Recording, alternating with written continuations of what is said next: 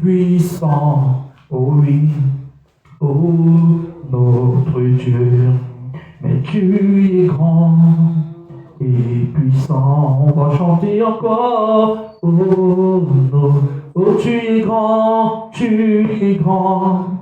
et puissant, alléluia, oh, oh notre Dieu, tu es grand et puissant. Oh notre Dieu, Père, nous venons t'adorer, nous te célébrons, nous t'exaltons. Nous te remettons ces moments, ces instants où nous allons partager ta parole. Nous prions que tu puisses encore édifier chacun d'entre nous ici. Que ta grâce se manifeste encore en ce lieu, au nom puissant de Jésus-Christ. Amen. Gloire à Jésus-Christ. Nous bénissons le Seigneur pour sa grâce qu'il nous accorde en ce jour, qui est un jour spécial, un jour particulier, où nous nous retrouvons dans la maison de l'Éternel. Amen. Nous bénissons le Seigneur pour tout ce qu'il fait parmi nous, pour sa grâce, pour ses faveurs encore qui sont grandes et qui sont puissantes parmi nous. Alléluia. Donc, nous sommes là certainement en un jour comme celui-ci pour partager la parole de Dieu. Pour partager la parole de Dieu, ceci est un moment de partage de la parole, c'est un moment d'impact, c'est un moment où nous passons beaucoup plus de temps, n'est-ce pas, à dire ou alors à parler pas à pas et terre à terre ce qu'il faut, n'est-ce pas, pour qu'on puisse se développer spirituellement. Il est lieu et important de savoir que la vie chrétienne, ce n'est pas juste le show. Parce que vous savez que beaucoup de personnes aiment le show, le bruit, n'est-ce pas, miracle, prophétie, ceci, cela. Tout ça, c'est bien, ça fait partie du christianisme, mais ce n'est pas seulement ça. Mais l'une des choses que nous devons noter, c'est que nous devons être dans un environnement dans lequel nous grandissons spirituellement, dans lequel, n'est-ce pas, tu te développes personnellement dans ta relation avec Dieu. Et pour donc se développer personnellement, nous avons besoin de quoi? De l'enseignement ou alors du partage de la parole de Dieu. Gloire à Jésus-Christ. Et nous avons commencé un thème il y a de cela quelques temps, n'est-ce pas? Nous avons commencé un thème. Et le thème était intitulé l'autorité spirituelle, c'est-à-dire marcher dans la puissance de Christ, l'autorité spirituelle. Et nous avons premièrement commencé à expliquer ce que c'est que l'autorité spirituelle. Nous avons dit, l'autorité spirituelle, ce n'est pas la puissance, parce que, en fait, aussi vrai que les mots peuvent se ressembler, mais ce n'est pas exactement la même chose. Lorsque nous parlons de la puissance, c'est la capacité de changer les choses. Ça veut dire, si je dis je suis puissant, c'est que j'ai la capacité de changer les choses. Mais lorsque nous parlons de l'autorité, c'est un mandat qui a été attribué à ce que quelqu'un puisse exécuter ou alors puisse commander et les exécutions soient faites. Je reprends, c'est un mandat qui a été donné à quelqu'un pour que la personne puisse commander et les exécutions sont faites. Ça veut dire que si je viens ici, n'est-ce pas, et je te dis, va me chercher ça, et tu te retrouves en train, ou alors j'ai envie de dire, tu te retrouves dans l'obligation d'aller le faire, c'est parce que je suis une autorité sur toi. On se comprend, n'est-ce pas? Si je dis à la maladie, pars de là, et la maladie m'écoute, ça veut dire que je suis une autorité spirituelle sur la maladie. Et vous allez vous rendre compte que même en ce qui concerne la guérison divine, il y a des fois où, il y a une fois par exemple dans la Bible où Jésus n'a pas utilisé la puissance, mais il a utilisé l'autorité. Quand le centenier romain est venu voir Jésus et il lui a dit, mais Seigneur, je ne suis pas venu moi-même vers toi. Dis seulement un ordre de mon serviteur sera guéri parce que moi, non seulement j'ai les supérieurs, mais aussi j'ai les serviteurs. Et lorsque je viens, si je dis à quelqu'un va, il va. Il dit à quelqu'un viens et il vient. Moi, je ne suis pas venu directement vers toi parce que je savais que ce n'était pas utile. Dis seulement un mot et mon serviteur sera guéri. Jésus-Christ a dit, même en Israël, je n'ai pas trouvé une aussi grande foi. Il a dit va, ton serviteur vit, n'est-ce pas? Et voici, la personne a été guérie. Ça veut dire, là, il a utilisé quoi? L'autorité. C'est-à-dire, c'est la capacité de commander et d'être obéi ou alors d'être écouté, d'être exécuté. Si par exemple le préfet vient dans une ville comme celle-ci et le préfet met un décret, peut-être un exemple, à partir de 20h, on ne peut voir personne dehors. C'est un décret, n'est-ce pas? Parce qu'il est l'autorité de la ville, on est obligé d'accepter son décret. On se comprend, n'est-ce pas? Or, maintenant, dans l'autorité, vous allez vous rendre compte que nous avons parlé que lorsque nous nous retrouvons face à Satan, nous ne combattons pas Satan avec la puissance, mais nous combattons Satan avec l'autorité. Ça veut dire que ce n'est pas la puissance contre puissance que, non, voici, oh, comme si tu es en train de combattre. Non.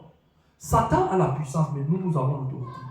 La Bible nous dit dans le livre de Luc, au chapitre 10, verset 19, voici, je vous ai donné l'autorité de marcher sur les serpents, sur les scorpions et sur toute la puissance de l'ennemi. Ça veut dire que Dieu donne l'autorité pour que les hommes puissent assujettir la puissance de Satan.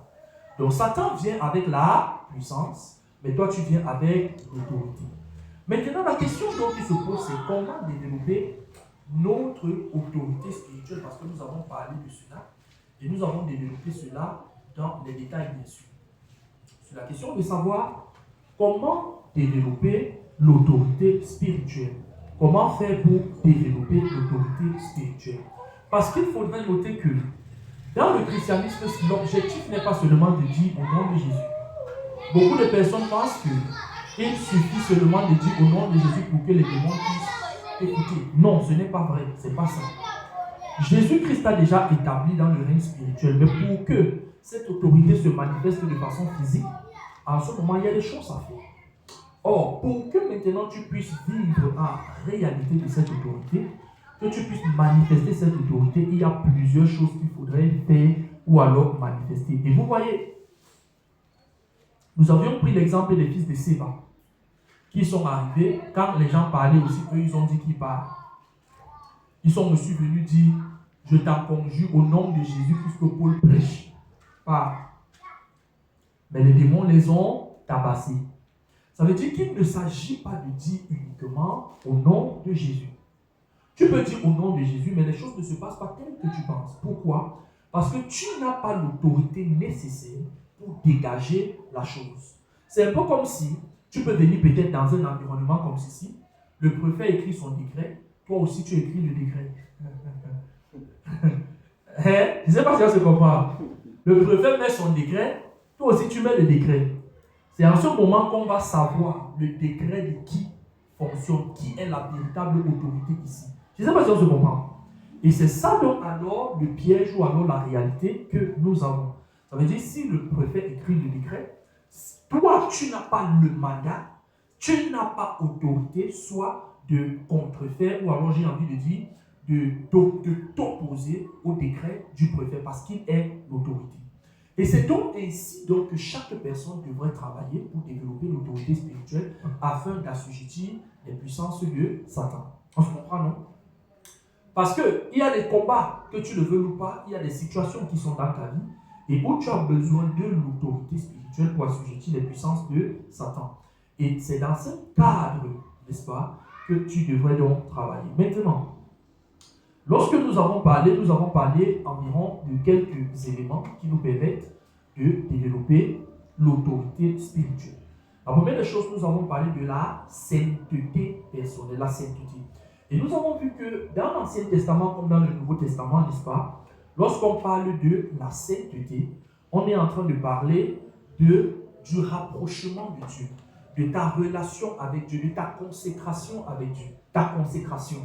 Vous voyez, la plupart du temps, beaucoup de personnes vivent une vie chrétienne, mais ils sont loin de Dieu. Qu'est-ce que j'entends par vivre une vie chrétienne loin de Dieu? La vie chrétienne est basée sur quoi? La vie chrétienne est basée sur ta relation intime et profonde avec Dieu. On se comprend? Ça veut dire que si tu dis que tu es chrétien, mais tu n'as pas une relation personnelle étroite avec Dieu, ça veut dire que tu ne vis pas le christianisme authentique. Le christianisme n'est pas un style de religion qui se base sur les rites. Et les rites, quand il dit les rites, c'est-à-dire, les anglophones utilisent le mot rituals, c'est-à-dire sur une pratique de certaines choses. Quand je dis une pratique, il faut comprendre le contexte dans lequel je le dis. C'est-à-dire, on dit peut-être que tu vas faire ça, tu vas faire ça, tu vas faire ça, tu vas faire ça. Non. Le christianisme se base sur la relation d'intimité que tu as avec Dieu. Parce que ce que Jésus-Christ est venu faire, c'est venu réconcilier l'homme avec son Créateur, afin que l'homme puisse vivre dans une relation dynamique avec Dieu. Et c'est dans cette relation dynamique, n'est-ce pas, que tu grandis avec ce Dieu.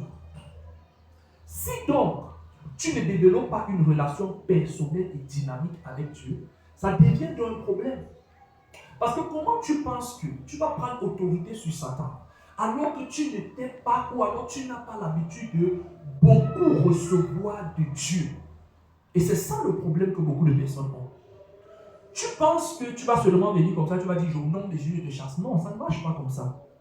Mais pour que tu sois capable, il faudrait que tu aies une relation avec Dieu tellement forte, tellement puissante. Or, ce que nous appelons dans sanctification, c'est ce qu'on appelle la consécration. C'est-à-dire, quelle est ta vie de rapprochement avec Dieu? Où tu es là? Est-ce que tu, n'est-ce pas, ouvres seulement ta Bible quand tu viens à l'église? Est-ce que lorsque tu pars, même quand tu es à la maison, tout c'est seulement le bavardage à gauche et à droite? Ou alors, est-ce que tu es concentré, focalisé sur ce que Dieu veut, ce que Dieu attend de toi, et ainsi de suite? Parce que c'est ça qui te fera triompher, c'est ça qui te fera gagner, c'est ça qui te fera progresser. Mais si en fait, n'est-ce pas, tu n'es pas orienté sur ces choses parce que tu te dis, ah, comme le pasteur dit aussi au nom de Jésus, moi aussi je vais dire au nom de Jésus, tu seras certainement surpris et parfois tu tomberas dans la frustration. Donc c'est la raison pour laquelle il est important de savoir que à partir du moment où tu dis que je veux suivre Jésus, il faut développer une relation personnelle et intime avec Dieu. Et c'est cette relation qu'on appelle la consécration. Et plus tu te consacres, plus tu permets à la capacité de Dieu de se manifester en toi. Je vais expliquer ça en des termes très simples. Regardez un peu que on peut avoir une source, n'est-ce pas? Et à partir de la source, il y a l'eau qui doit jaillir pour arriver, par exemple, au robinet, n'est-ce pas? Plus quelqu'un, ou alors plus le tuyau est grand, n'est-ce pas? L'eau qui va jaillir, ou alors qui va circuler dans le tuyau, n'est-ce pas? Pour jaillir de l'autre côté, non seulement aura un fort débit, mais en plus sera abondante. On se comprend, n'est-ce pas? Or, si le tuyau est petit, tout le monde est connecté à quoi? À la source. Mais le résultat ne sera pas la même chose. Si nous utilisons donc le tuyau, c'est par exemple ta dimension de consécration, ça veut dire que pour que l'autorité spirituelle soit assez grande et développée, il faut que tu sois plus consacré afin de permettre à la source qui est Dieu de faire jaillir l'eau à la sortie, c'est-à-dire au résultat des décrets que tu vas effectuer. On se comprend, n'est-ce pas? Ce qui veut donc dire que c'est très important, bien aimé, de savoir que tu dois te consacrer à Dieu. Malheureusement, beaucoup de personnes, parfois, ils sont là. On dit que non, les choses de Dieu, là, c'est seulement pour, c'est seulement pour. Non, écoute-moi. On ne trompe pas Dieu. Il y a des choses que peut-être tu ne peux pas. Tu peux tromper les gens à gauche et à droite, mais tu ne trompes pas Dieu. Plus tu te donnes à Dieu, plus son autorité se manifeste dans ta vie. Alléluia. Et quand l'autorité se manifeste dans ta vie, c'est toi qui as des avantages. Parce que les problèmes que tu as pour la plupart, ce n'est pas que Dieu n'est pas puissant. C'est que le canal par lequel Dieu doit se manifester est petit. Et c'est pourquoi tu ne peux pas dégager ce problème. Je prends un exemple. Peut-être tu peux te retrouver là. Tu dis peut-être que non, peut-être moi on m'a attaché au village, moi on a fait ceci, ainsi de suite. Maintenant, si on te dit que ok, c'est même peut-être vrai qu'on t'a attaché au village, n'est-ce pas? Mais la vérité c'est que Dieu te donne la capacité de briser cela. Mais toi maintenant, tu n'auras peut-être pas la possibilité de briser ce type de lien parce que ça demande une autorité spirituelle à un certain standard, à un certain niveau. Mais toi, parce que tu ne t'es pas beaucoup consacré, tu ne peux pas, n'est-ce pas, dégager ce lien. Alléluia. C'est donc pourquoi il est important de savoir que tu devrais te consacrer. La deuxième des choses que j'aimerais mentionner en ce qui concerne l'autorité spirituelle, c'est la sanctification. La sanctification. La sainteté et la sanctification, c'est deux choses qui parfois peuvent se ressembler, mais ne sont pas exactement la même chose. Lorsqu'on parle de la sanctification, c'est quoi la sanctification? C'est le fait de s'éloigner du péché. Le fait de s'éloigner du péché. Vous vous rendez compte, par exemple, la Bible nous dit dans le livre d'Éphésiens, chapitre 4, verset 27, ne donnez pas prise au diable. Jésus-Christ pouvait dire, le prince de ce monde vient, mais il n'a rien à moi. Ça veut dire que pour être capable de chasser Satan, de briser les décrets de Satan, il faudrait être pur devant Dieu. Je ne sais pas si on se comprend. Il faudrait être pur. Je me souviens, dans le livre de Zacharie, à un moment donné, Josué, qui était le sacrificateur de l'Éternel, était là. Et le diable est venu pour l'accuser. Or, quand le diable vient pour l'accuser, il fallait que Dieu blanchisse celui-là, Josué, afin que devant Dieu il soit pur. Parce que vous savez, dans le règne de l'esprit, Satan cherche les failles en toi afin de te maintenir en captivité. Et ces failles, c'est ce qu'on appelle le péché. Ça veut dire que si tu te retrouves en train de mentir, voler, tricher, faire ceci, commettre adultère, faire toutes ces choses-là, en ce moment, ça te décrédibilise devant Dieu. De telle façon que Satan commence à avoir avantage sur toi. Même lorsque tu as une autorité importante, cette tâche-là lui donne accès à ta vie. C'est la raison pour laquelle, lorsqu'on s'engage dans le combat spirituel, il faut vivre une vie qui plaît à Dieu. Pas une vie de blague avec le péché à gauche, à droite, non. Vis une vie qui plaît à Dieu. Vis une vie en fait où tu sais que, en fait, Seigneur, je viens, je t'appartiens et je viens à ce que, n'est-ce pas, je me donne tout entier, totalement à toi. Ça, c'est ce qu'il faudrait noter. Donc, ici, nous parlons de la sanctification afin de ne pas donner accès à Satan à ta vie. Parce que si tu donnes accès à Satan, c'est toi qui souffriras. Et ce ne sera pas la cause de Dieu. Gloire à Jésus. La troisième des choses que nous avons vues, c'était la prière profonde. Je suis juste en train de faire un récapitulatif parce que nous n'avons même pas encore commencé le message d'aujourd'hui. C'est juste un récapitulatif pour que nous puissions avoir une idée de ce que nous avions déjà partagé. Troisième des choses, c'est la prière profonde. Vous voyez, lorsque nous parlons de la prière profonde, nous sommes réellement en train de parler de la prière d'intimité avec Dieu. Donc, d'une prière où tu passes du temps avec Dieu.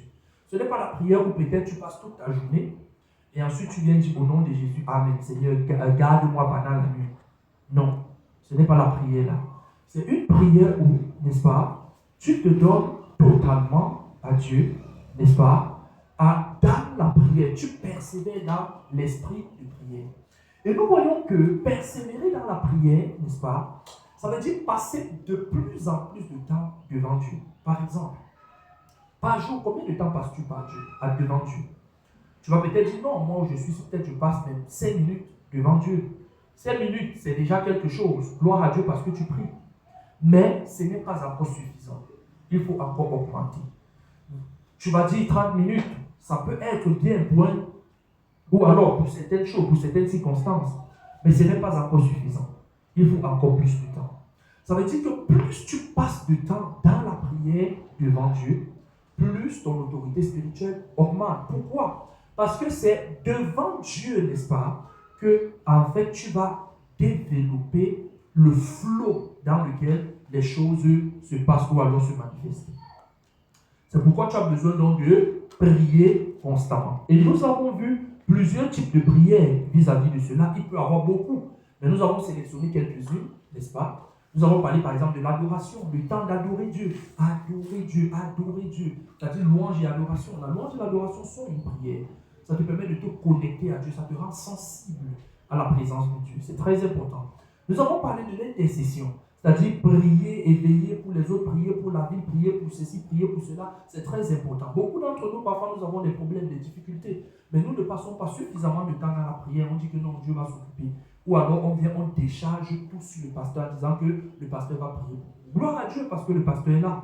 Mais je peux te dire aussi une chose, c'est que en fait c'est de ta responsabilité de prier pour toi et de prier même pour les sujets qui te sont personnels. Le pasteur est là pour t'accompagner, le pasteur est là pour t'enseigner comment le faire. Il est là aussi, n'est-ce pas, pour te former à le faire afin que toi tu puisses davantage le faire de façon efficace. Mais ça devient un problème lorsque tu refuses de faire ce que toi tu es censé faire simplement parce que tu comptes sur le pasteur ou alors sur ce que le pasteur va faire. Gloire à Jésus-Christ. Donc ça, c'est ce qu'il faut noter. Autre point, n'est-ce pas, qui est très important, c'est la prière en langue. La prière en langue. Vous voyez, bon, il y a déjà beaucoup d'enseignements que nous avons développés, n'est-ce pas, sur la prière en langue, et nous avons déjà bien expliqué cela de fond en comble. Et c'est très important de comprendre que la prière en langue, c'est une autre dimension de l'esprit qui, en fait, permet à certaines choses et à certaines situations de se passer et de se manifester. La Bible nous parle de la prière en langue dans tout 1 Corinthiens chapitre 14. Tout un chapitre est dédié à cela, n'est-ce pas? Ce qui nous amène à voir et à comprendre que c'est un type de prière assez puissant et assez important. Et vous vous rendez compte que lorsque nous parlons de la prière en âme intervient grandement dans le combat spirituel, c'est-à-dire lorsque quelqu'un se retrouve constamment en train de parler en âme. Pourquoi? Parce qu'il y a des combats que tu ne connais pas. Tu ne connais peut-être pas l'origine, tu ne connais pas la source. Or, plus tu parles en âme, plus tu développes la capacité d'atteindre certains problèmes spirituels dont tu n'as pas la capacité ou alors la connaissance intellectuelle. Pourquoi? Je vais expliquer ça de façon haute pour que vous compreniez simplement. Vous vous rendez compte que la plupart du temps, tu pries par rapport à ce que tu connais. On se comprend, non? C'est ce dont tu as la connaissance. Ça veut dire, je prends un exemple, j'ai mal au pied. Je vais prier pour le pied ou alors la douleur qui est là. On se comprend, n'est-ce pas? Mais si maintenant, attaché à cette douleur, il y avait un démon, toi, tu n'as pas la connaissance de ce démon. Tu vas simplement te tenir comme ça et tu vas dire, toi, que je veux que mon pied aille bien. Mais ça ne va pas partir parce que c'est le démon qui est attaché derrière cela qui crée des effets. On se comprend, n'est-ce pas? Pour que donc la prière soit efficace, il faut avoir la connaissance exacte de cela. Or, comme certaines choses, nous n'avons pas la connaissance intellectuelle, mais nous n'avons non plus la révélation. Il faut donc permettre à Dieu qui voit tout, qui est au travers de toi, en toi, de s'exprimer, n'est-ce pas, par le parler en langue, afin d'atteindre certains problèmes dont tu n'as pas intellectuellement la connaissance. Gloire à Jésus. Donc c'est aussi comme une façon de prier afin de décanter une dimension qui est hors de ta portée. C'est pourquoi nous parlons de la prière en langue.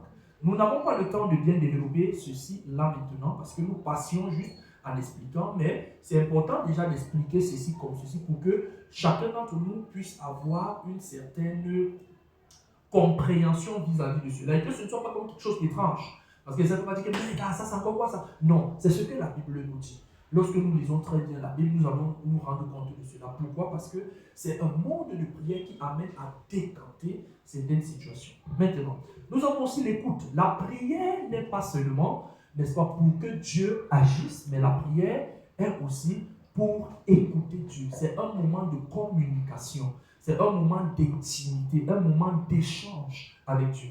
C'est la raison pour laquelle il faut aussi développer le système d'écoute, c'est-à-dire, pendant que je prie, j'écoute Dieu. Gloire à Jésus-Christ.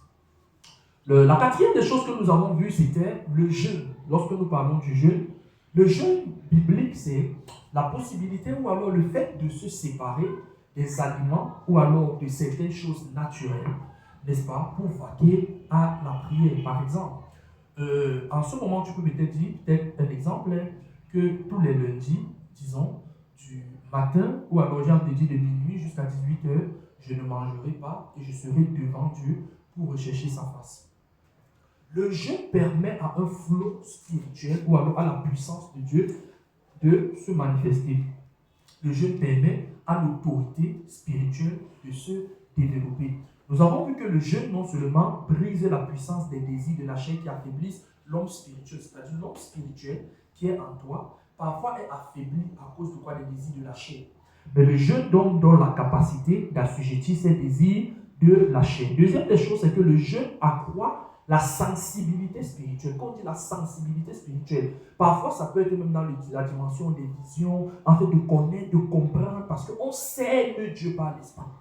Or, pour cerner Dieu, pour cerner ses voix, pour entendre sa voix, toutes ces choses-là, en ce moment, c'est pas l'esprit. Or, l'esprit peut être tellement lourd que Dieu te parle, mais toi, tu n'écoutes pas. Que Dieu te dirige, mais toi, tu ne ressens pas sa direction, parce que ton esprit est tellement lourd. Le jeûne donc te permet, en ce moment, de devenir leste dans la chair et sensible spirituellement.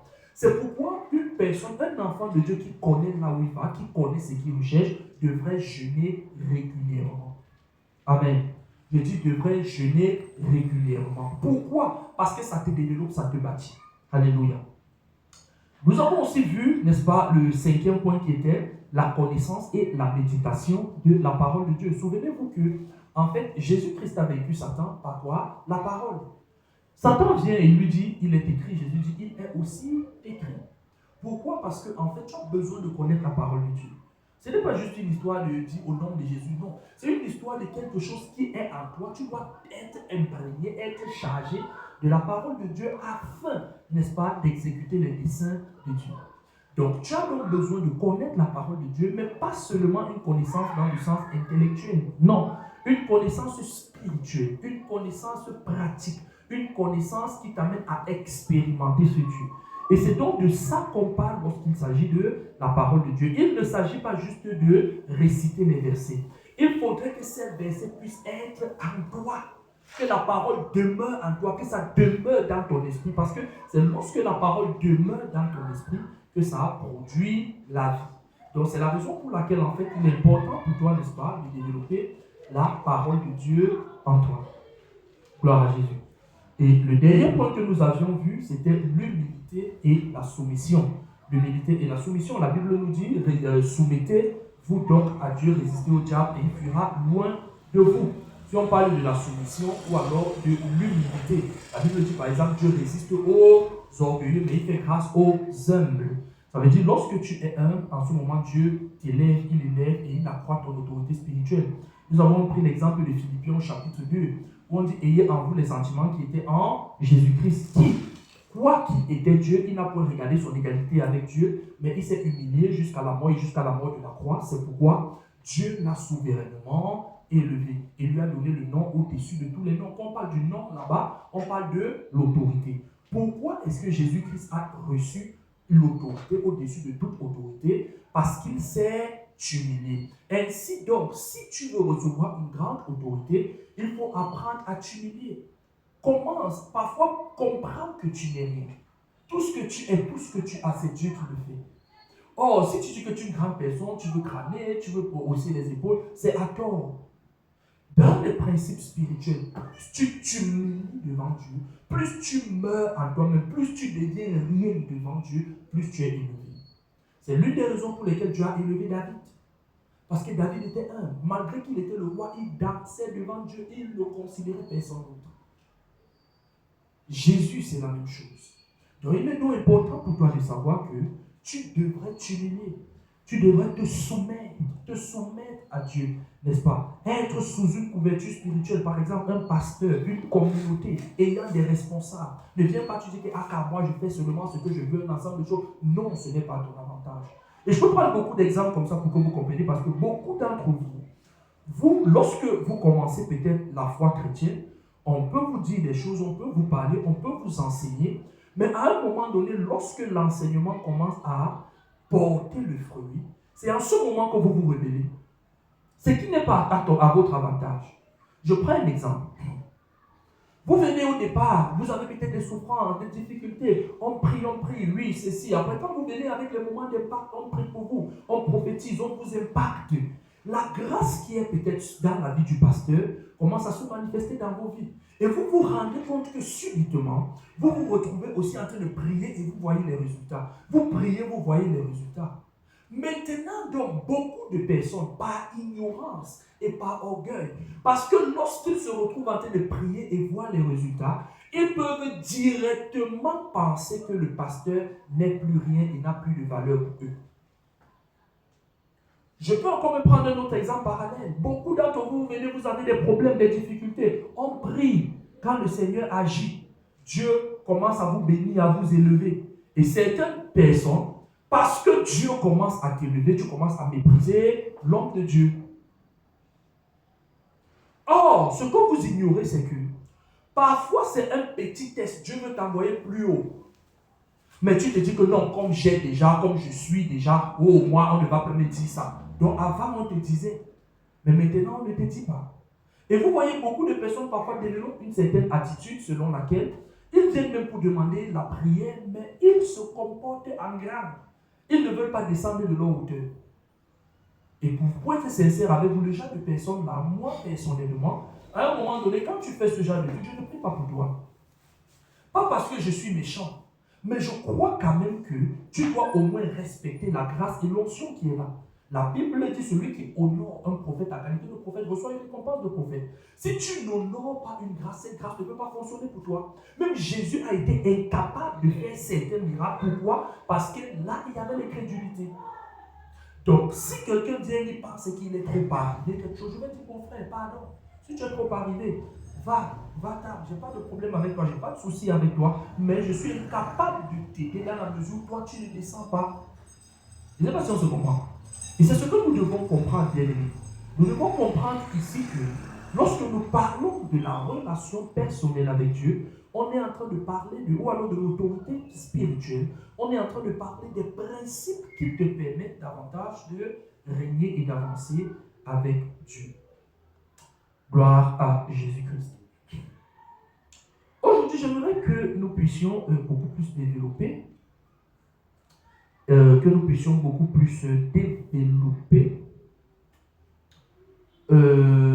la stratégie du combat spirituel. La stratégie du combat spirituel. Déjà, j'aimerais mentionner que lorsque nous parlons du combat spirituel, on est en train de parler du combat avec les esprits maléfiques. Mais si nous disons le combat avec les esprits maléfiques, il ne faut pas mal me comprendre. Ce n'est pas comme si tu es en train de bagarrer avec les esprits. Non. En fait, c'est juste que la réalité de ce combat est spirituelle. On se comprend, n'est-ce pas? La réalité de ce combat est spirituelle. Or, si la réalité de ce combat est spirituelle, c'est pourquoi on utilise les expressions combat spirituel. Je prends un exemple pour que vous compreniez simplement. Si je parle par exemple, peut-être nous sommes en boxe, c'est un combat de boxe, n'est-ce pas? Pourquoi? Parce que l'environnement du combat, les règles du combat, c'est dans le champ de la boxe.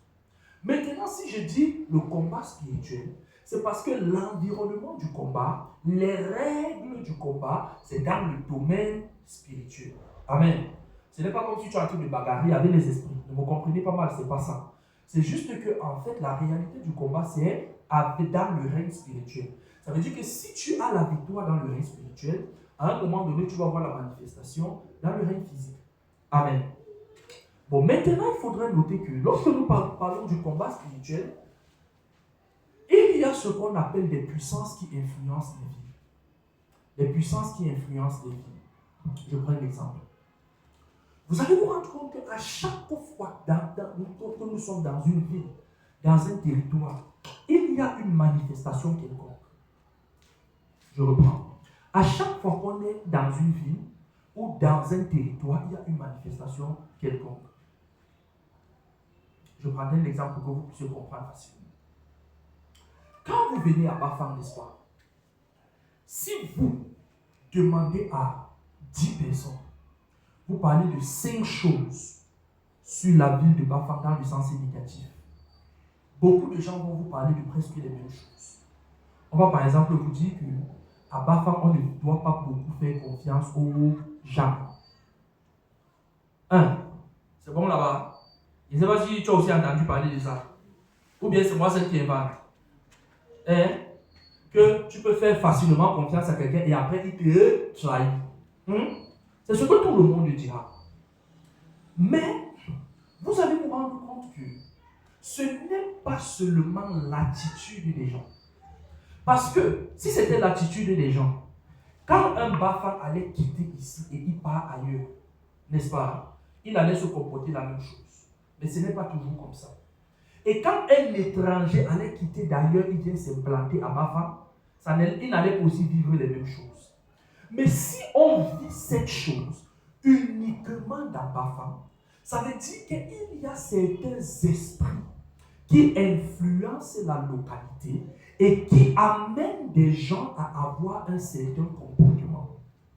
Je ne sais pas si vous me comprenez maintenant. Je reprends. En fait, n'est-ce pas, quand nous venons dans une ville comme Bafang, n'est-ce pas, il y a certains esprits, une catégorie d'esprits qui contrôlent la vie et qui amènent des gens à vivre d'une certaine façon. Et quand ça amène des gens à vivre d'une certaine façon, ça contrôle les réalités de l'environnement dans lequel on se trouve. Et c'est ça donc qui sont les esprits territoriaux. Ça veut dire que tu vas venir peut-être ici, tu es venu d'ailleurs. Mais quand tu arrives ici, tu ne sais pas ce qui t'arrive, tu commences à te comporter le même comportement, bien la même attitude des autres. Comme les autres sont en train de faire, c'est presque la même chose. Par exemple, parfois on va parler par exemple de l'esprit de religion. Tu vois quelqu'un, tu as parlé de Jésus fatigué et te dit seulement une chose, c'est que moi, ma religion, c'est tac. Tu as même prié pour lui, il a vu le résultat, il dit moi, ma religion, c'est tac. Et tu dis, en fait, je ne suis pas là pour la religion, mais pour que tu puisses mieux connaître Jésus, tu as besoin d'être encadré dans un cadre où il dit que ma religion, c'est tac. Vous voyez qu'en ce moment, c'est ce qu'on appelle l'esprit de religion. Parce que nous ne sommes pas là pour une religion. Nous sommes là pour que les gens aient une relation personnelle avec Jésus-Christ. Or, pour que les gens aient une relation personnelle avec Jésus, il faut qu'ils soient encadrés dans un environnement qui leur facilite la compréhension et la croissance spirituelle. Parce que si tout ne dépendait que de ma religion, c'est ça, moi j'allais poser la question, pourquoi est-ce que dans ta religion, on ne t'aide pas? Est-ce qu'on combat les églises ou alors les autres religions? Non, nous ne sommes pas là pour ça, nous sommes là pour prêcher Jésus-Christ. Mais il faut noter une chose, c'est que avec tout le respect que j'ai pour les autres, les religions, l'évangile de Christ est là pour transformer les gens, pour transformer les vies, pour amener les personnes à vivre mieux, pour permettre à ce que les gens puissent développer une relation personnelle et étroite avec Jésus-Christ. À partir du moment où l'évangile de Christ ne te permet pas de le faire, ça devient un mouvement mort qui ne sert à rien. Beaucoup de gens partent à l'église, mais sont candidats pour l'enfer. Malheureusement, n'est-ce pas, il faut le dire, mais c'est la vérité. Beaucoup de personnes partent à l'église, mais vivent dans le péché. Beaucoup de gens partent à l'église, mais ne connaissent rien de Dieu. Parfois, c'est dans l'église qu'on se fixe les rencarts. C'est dans l'église qu'on fait ci, c'est dans l'église qu'on fait ça. C'est parfois dans l'église qu'on pratique même la sorcellerie.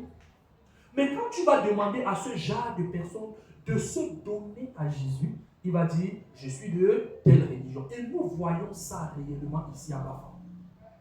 Je l'ai dit et je continue à le dire. Pour ceux qui m'écoutent à partir de la radio, tellement de miracles se sont déjà passés et continuent à se passer.